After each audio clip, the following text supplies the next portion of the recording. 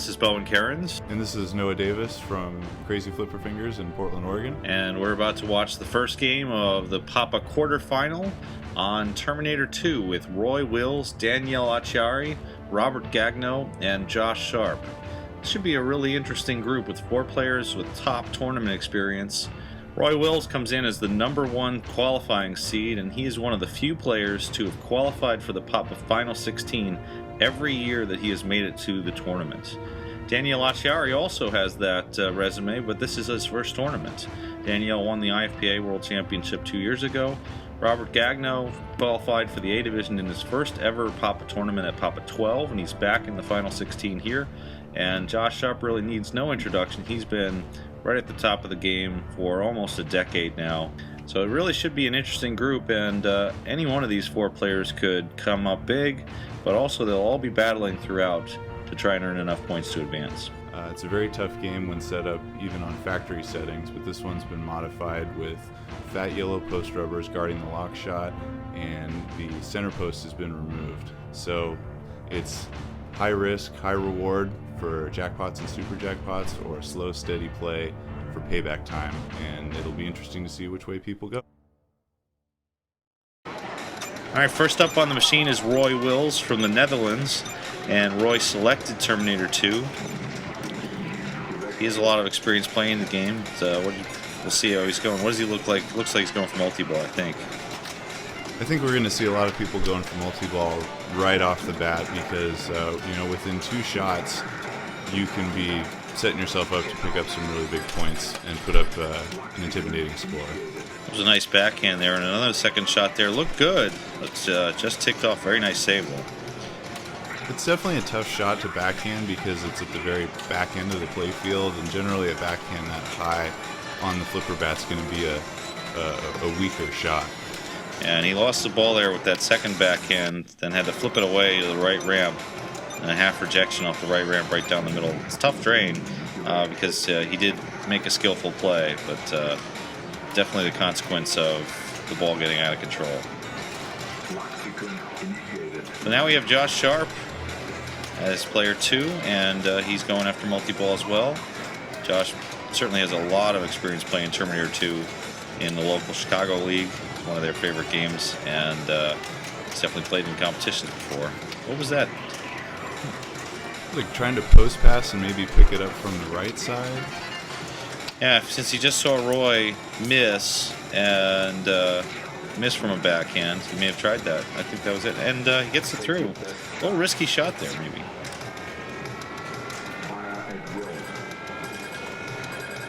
Josh, one of the few players who lets the cannon shot go down there all the way to the bottom. You shoot that cannon to start the multi-ball. Most everyone else I see takes it right from the top. That'll be interesting to see too if people do these, stand on their tippy toes and get their head over the top of it, or line it up from the side as Josh just has. So Josh now trying to put balls in the locks, especially the skull lock. The same shot that was used to start multi-ball. Just missed that top and shouts at the game a little bit. Here's an opportunity for him to lock the third ball. Oh, great save there. He's got 8 seconds to put it through the left, and a one-timer. Nice shot there. The 3 balls locked has given him a 3x jackpot opportunity here. 22 million, nothing to shake at here. This is good if he makes it. He's got it. He's generally going to hit those about 100% of the time. And he's knocked down the target for the super. To get the super jackpot, you put a ball back into the skull, and he's got the ball trapped in the left. This is really perfect here. And if you can hit the strobing shot, it's 50 million. Boom. Brilliant. Great start. Great first ball here. And the second super jackpot might be available. He's just got to do it again, load the gun. And he's also putting a huge amount of pressure on his opponents there by getting a super on ball 1. Not sure how he dropped out of multi-ball there with the head covering up, but...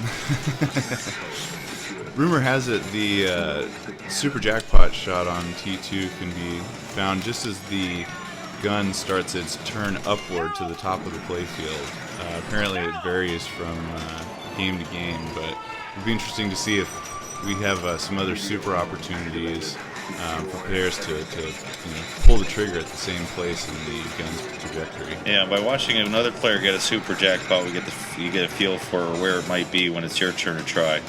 Josh got a little bit of a lucky break there to get awarded video mode off the random award, but then he didn't turn it into too many points, only 2 million. But every point counts. It's 2.5 million he might not have had otherwise.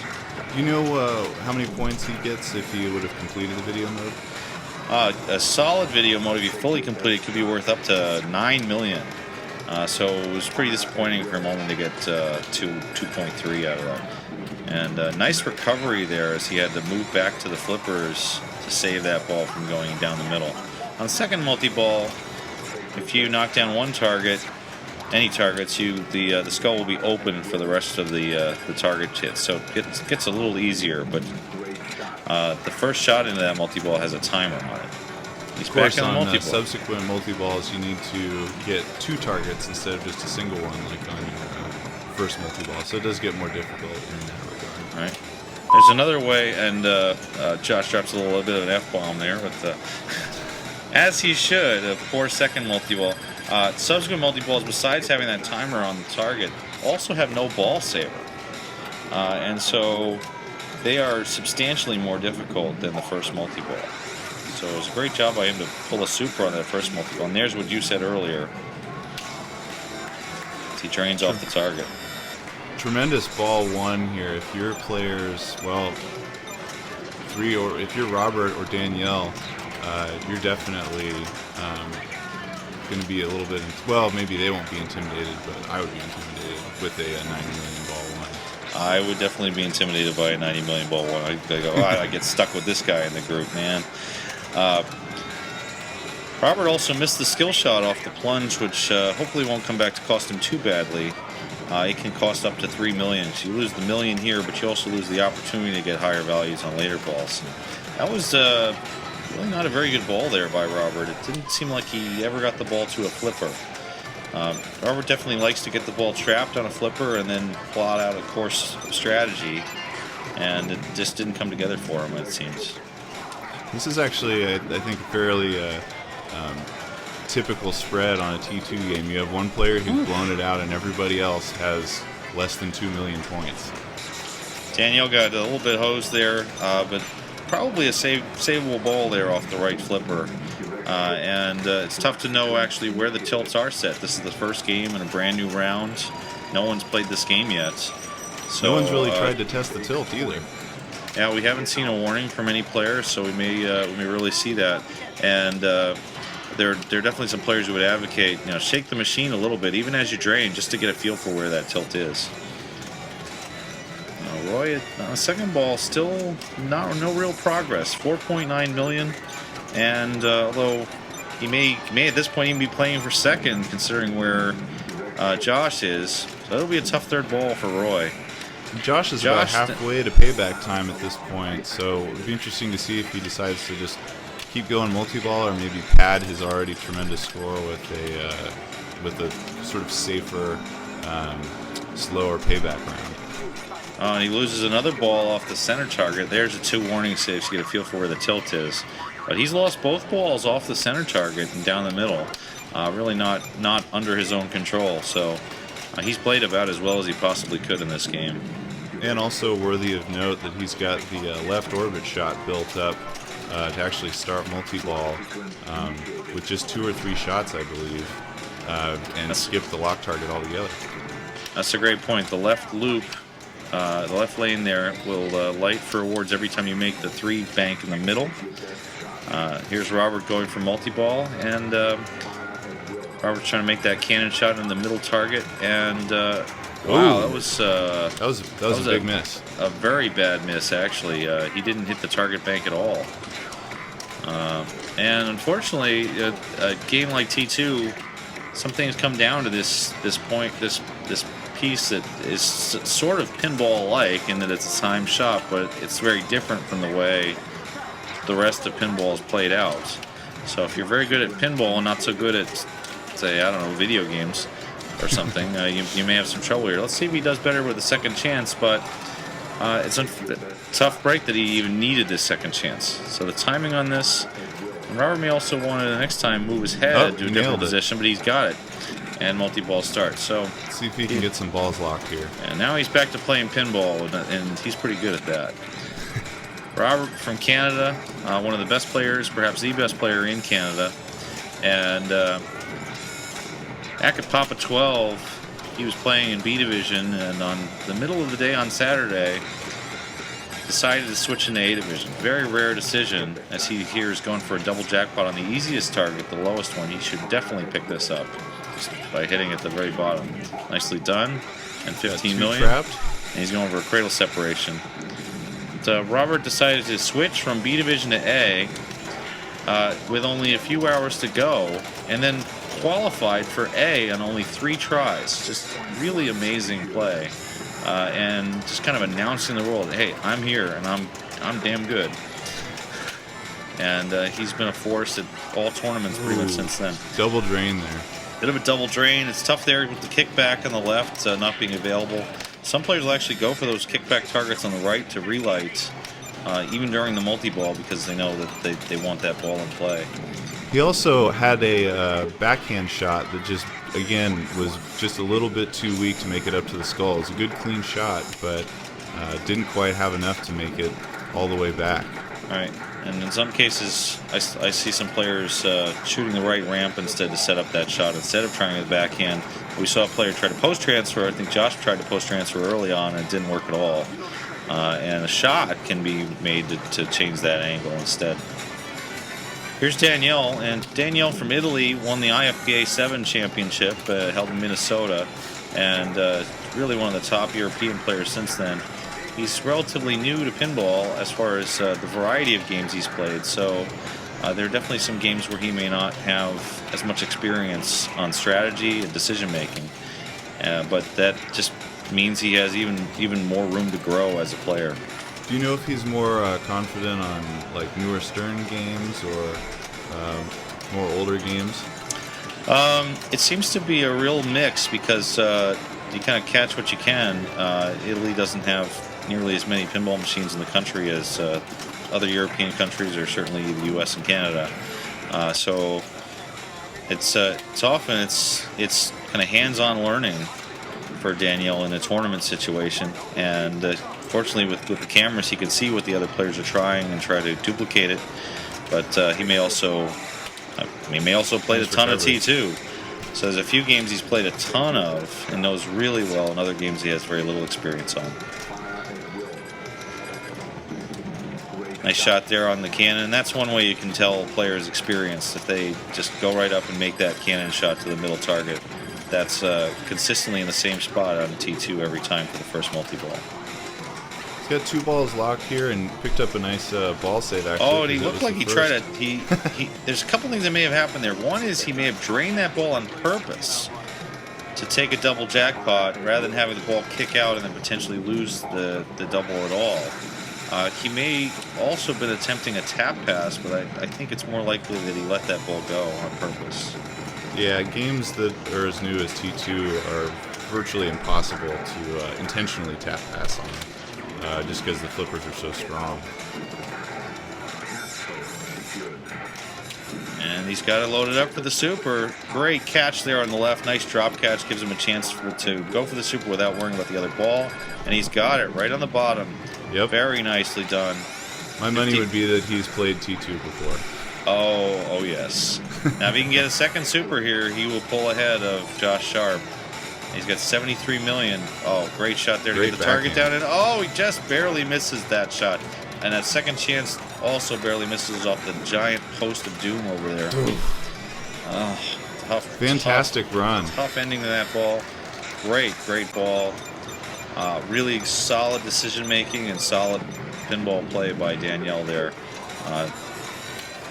Well executed. And Roy has a long way to go, but he is capable. He was the #1 qualifier, and we've seen him put up huge scores on many games, both real and virtual. Roy, one of the best pinball players in virtual reality as well. He routinely puts up huge scores on the all of the PC and console versions of those games. Great tip pass. Oh yeah, that was beautiful there. He moved the machine a little bit to the right to make sure that he would avoid a center drain there. And it's subtle. I think it's interesting going into ball 3 here. You Oh, see we missed this, you'll see this where you'll have 2 players basically on the top end and 2 on the bottom. So you almost have 2 head-to-head matches happening simultaneously. And that's not to say that Roy could come back and take a win here, but just how the scores have sort of settled after the first couple of balls. That's a really good point, as he makes a nice backhand to start the multi-ball again. But yeah, he has to chase down Robert's score first to even secure a single point in this game. And after that, he'll get to worrying about trying to catch Danielle and Josh, who put up the much higher score. There's the ball locked in the skull, and that guarantees him at least a single jackpot. Opportunity to make a single jackpot. Yeah, you absolutely don't want to take a 0 on game 1. There's a 15 million shot, and that would put him ahead of Robert's score of 20 million. This would put him at 28 million if he makes it. Whew, we got it. That was, considering he had missed that first one, that was a nail biter.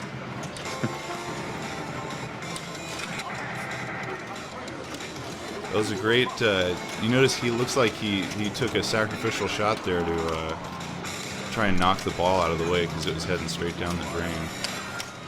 That's a very smart play there by a solid player. And what do you think he should be heading for now? Well, he's got that left orbit shot built up, and all he has to. Yeah, that was. I think you're right on that assessment there. He's got 3 more left orbits there. Would have given him another multi-ball. Instead, he takes the target shot and down the middle. It's not a bad choice because you never know. You could drain out of the bumpers here. It's down the middle too. It just seems like it's a little bit safer than going for that target. Plus, you pick up a few things along the way. You can light the return lanes to get your video mode or your hurry up.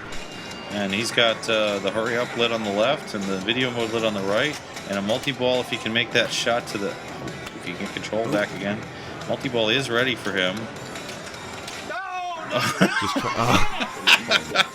It looked like Josh could see that one a mile away as he tipped it off the edge of the flipper into the slingshot, trying to move it to the other side, but tipped it too high.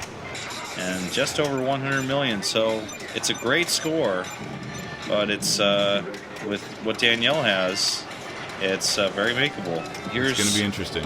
Here's Robert. Robert needs to make 31 million for a point for third, and then go chase a much bigger game.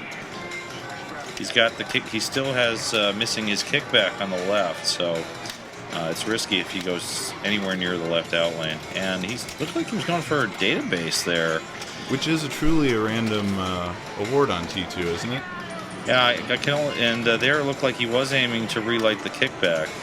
So he may have very specific things in mind. Yeah, he's got the database. What's he going to get out of this one? Oh, yeah, chase loop. That's 250,000.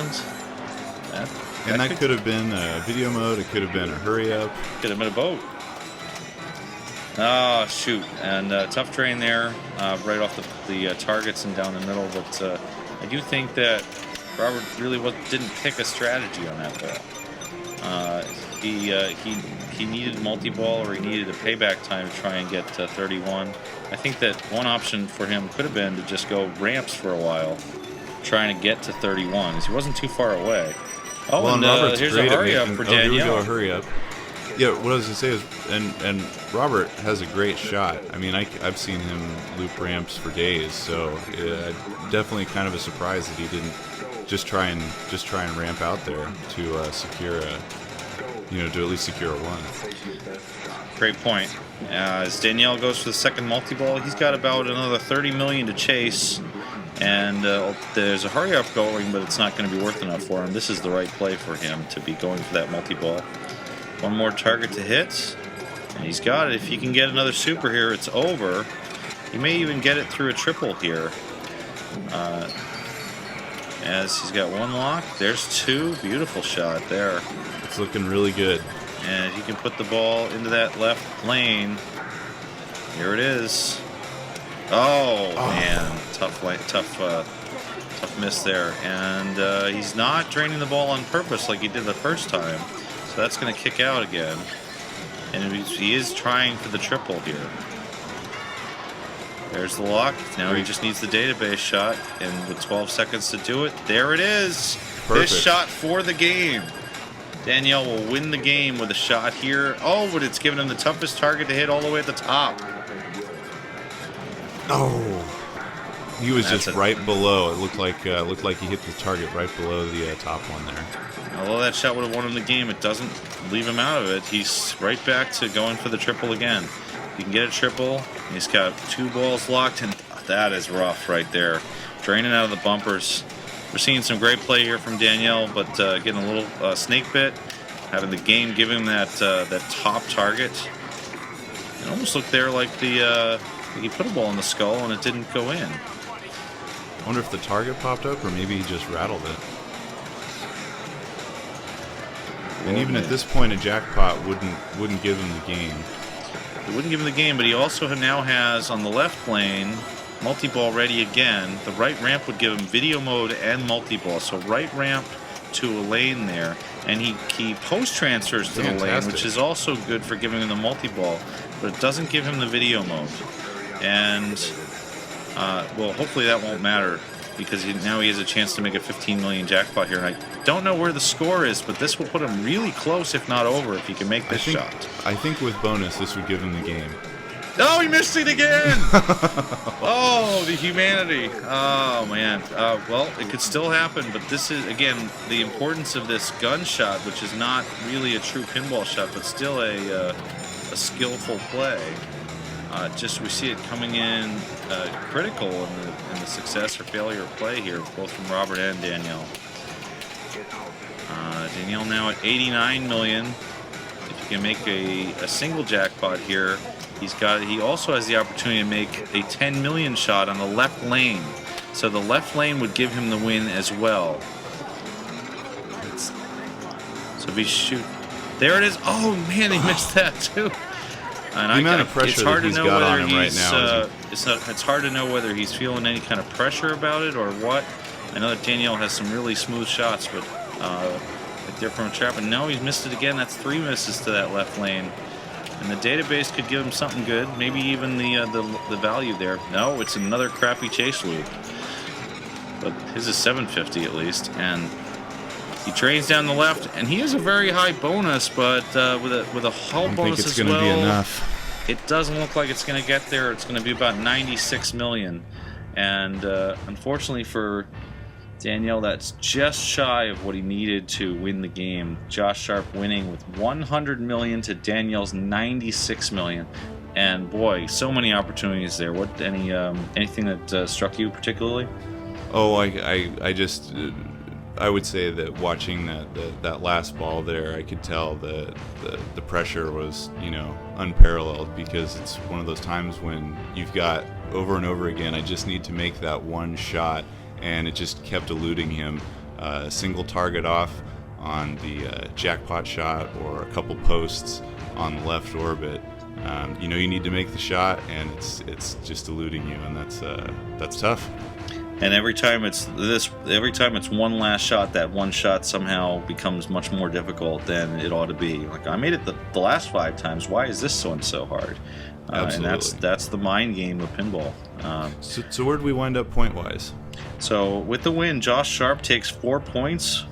Danielle Acciari takes 2 points for tight second place. Really a tough second place to get with 96 million, an outstanding score. Roy Wills with 1 point for 31 million. And Robert Gagno takes 4th in the game with 25 million. So coming up next will be Spider-Man, the second game. And we'll see how these 4 top players perform as we continue the Papa 14 quarterfinals. Thanks for watching.